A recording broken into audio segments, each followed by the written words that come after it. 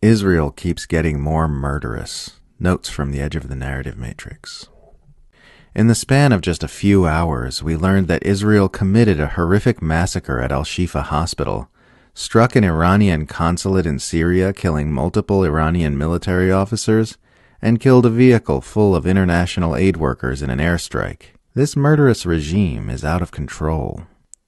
Israel is so dedicated to protecting civilian life that it is deliberately gunning down unarmed Palestinians whenever they walk within firing range and then adding them to its Hamas terrorists killed tally. Haaretz reports that the IDF has set up kill zones in Gaza where they just shoot anything that moves, with an IDF reserve officer saying the number of Hamas members Israel claims to have killed is massively inflated because, in practice, a terrorist is anyone the IDF has killed in the areas in which its forces operate. Haaretz notes that the 3 escaped Israeli hostages the IDF gunned down in December had wandered into one of those kill zones.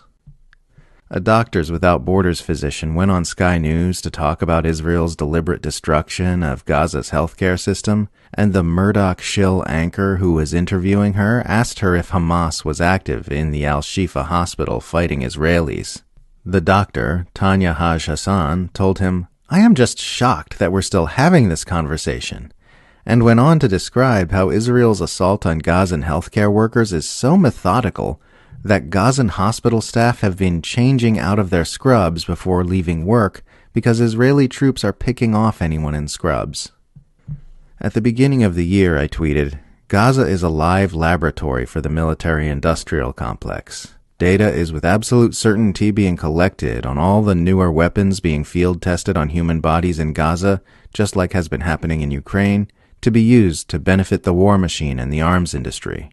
Since then, we have learned that the IDF has been experimenting with new military robots in its Gaza assault, and that Israeli startups are now looking to start exporting new AI-powered war machinery marketed as having been battle-tested in Gaza." Israel is a synthetic, artificially created state.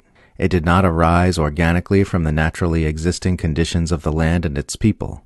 It was unnaturally forced into existence by outside powers. It is more synthetic than meth. It is more synthetic than Pete Buttigieg, normal person. Stop doing genocide, crazy person.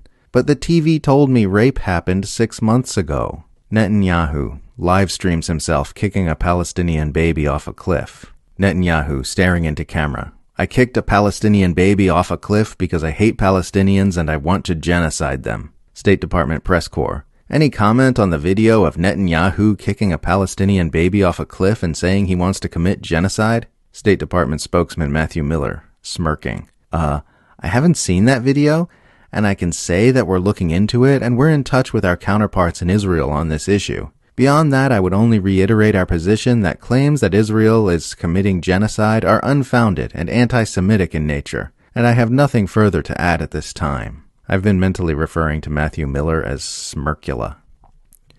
Another one of the extremely stupid things Israel apologists ask us to believe is that Israel was right on the cusp of agreeing to give Palestinians a state before October 7th, but because of October 7th, that generous prospect is now off the table. Rightists who see through the empire propaganda on the Ukraine proxy war but unquestioningly swallow all empire propaganda about Gaza are even dumber than people who've swallowed both, because they're just letting their favorite political faction do their thinking for them.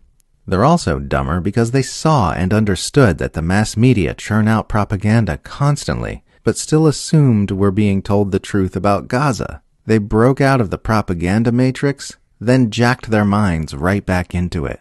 They're like someone who pulled his head out of his ass, looked around, and then shoved it right back in.